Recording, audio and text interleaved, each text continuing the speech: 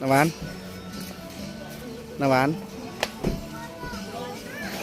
น้ำหวานลูกสิไปไหนนี่สบายดีไหมสบายดีอยากสบายดีเด้อไปตามหลังให้เด้อ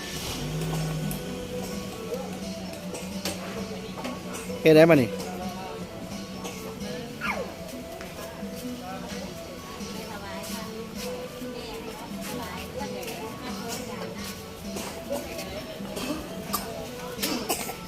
เก็บขึ้นแน่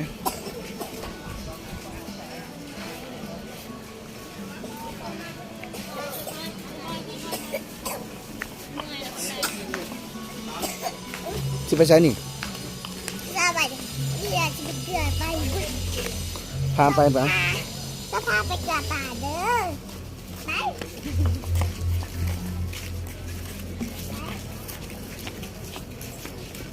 เดี๋ยวหนามาเลยดูฮะสบายดีบอกระวังเหมือน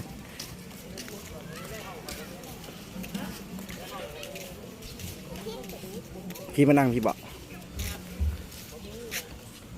นั่งพี่บอกเดี๋ยวพี่ก็ได้นะ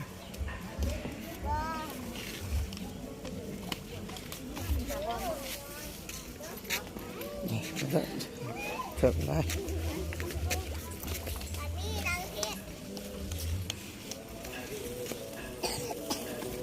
น้ำมันเช่นยังนี่เงินไปเพื่อนหรอเฮ็ดจังไหนเกลือปลาเนี่ย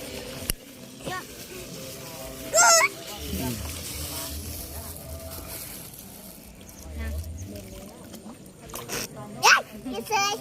ไอ้แก้มันก็กินเสยเนาะเดี๋ยวเมื่อยมันบอกนั่นแหละแต่เลยอย่าระวังตกเลย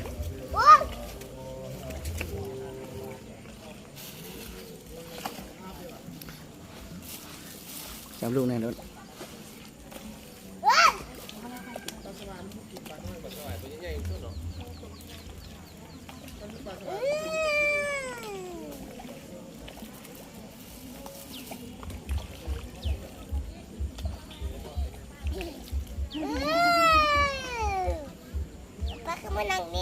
พอถ่ายรูปลูกอยู่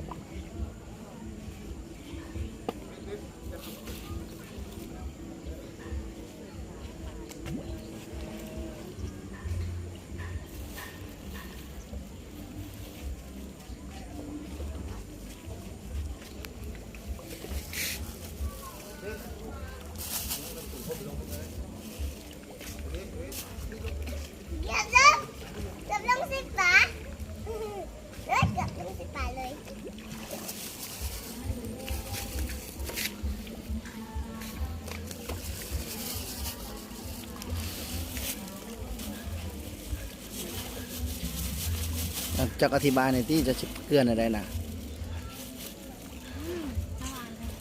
เรื่องของ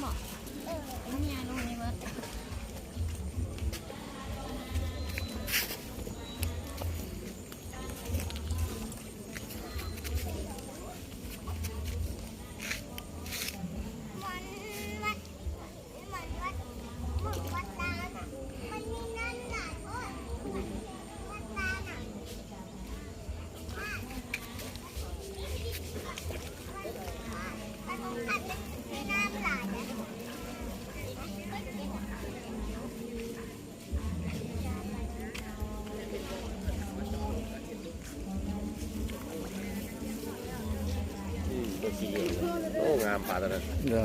ปลาคาร์ฟด้วยนะ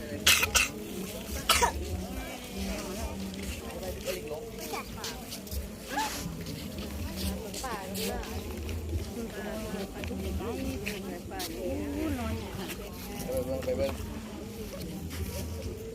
เป็นปลาบ่อะ